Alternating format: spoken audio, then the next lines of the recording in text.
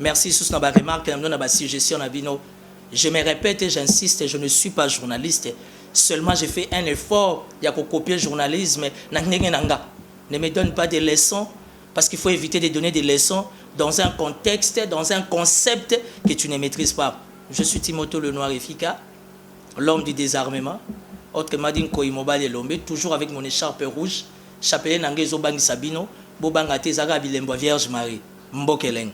Na ye ko bete la bino li solo et indi na INC na yoki association ba ma yoyo na ba vie bobo ba se décider ba kota union sacrée na tunikaka association ba mama yoyo na ba vie bobo ba se décider ba kota union sacrée bazalaka déjà na union sacrée ou bien ti lelo bazo continuer kaka ko trahir Vital Kamerhe to chumani ki sombe na tunika question toi qui es l'ombre de Vital Kamerhe. Michel Moto, qu'est-ce qui se passe à l'UNC? Nayoki ba vie bobo ba séduire ba mama yoyo pour ba union sokara ba kota union sacrée. Et ça union sucrée ou bien union sacrée. Il est pas le bien qui candidat malheureux mais à se décider, il est pas ça quoi adhérer union sacrée. Est-ce que bon dit maé? Union sacrée objectif lango, c'est pour le peuple ou bien union sacrée objectif lango ça pour na mabumwa bat.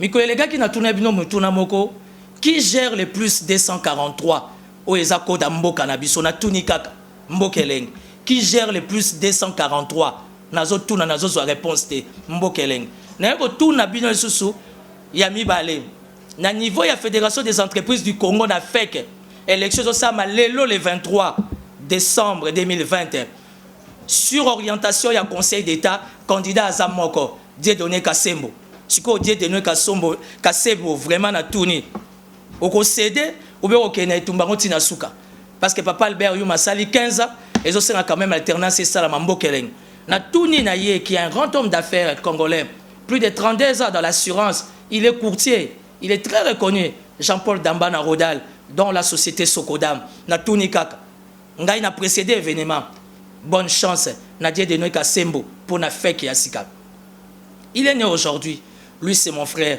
il s'appelle Rissio Efika il est pasteur en Afrique du Sud.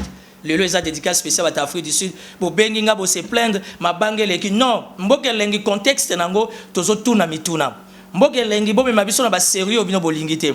Mbokelengi tozo tuna mituna tout à se base avec beaucoup de humour et puis ba humour wana racine nango eza mingi ba dédicace. Le lieu na ça dédicace na Benani Efika en Afrique du Sud mon petit frère, toi qui viens juste après moi.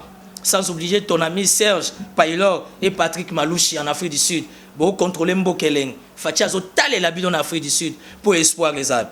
Nalinga qui sous-sona spécifié le komoko. L'inspection générale des finances, d'après actualité, il y a 7 sur 7.cd, il n'y a aucun compte bancaire ou ESA fictif ou ESA créé par Richard Mouyej. Donc ça veut dire que c'est une fausse affaire.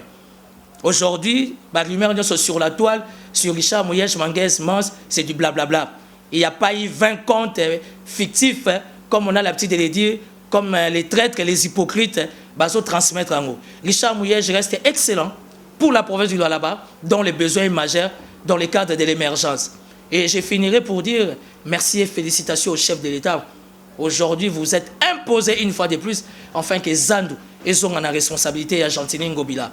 Et la balle est dans les camps. Il y a gouverneur Gentini Ngobila. Zan de commissaire à Bakuluna, Zan de commissaire à Diamba, na Tunikaka.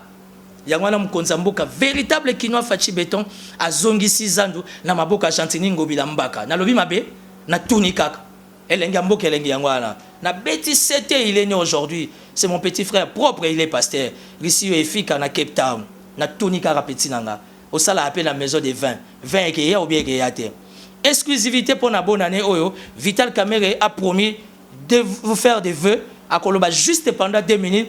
Après Sabino va meilleur vœu. Félicitations à maman Amida Chature. Nous convaincre papa à solo la Nambo Keleng. Mais la bota m'appelle le 28 décembre. Non, tout na kaka. Son azui cadeau est-ce que ça m'abe? Maman Amida Chature. Wapi Marie-José Mengi. Na Touni. Na bota le 28 décembre. Ce qui n'a azui cadeau m'abe. Mbo Keleng. À suivre.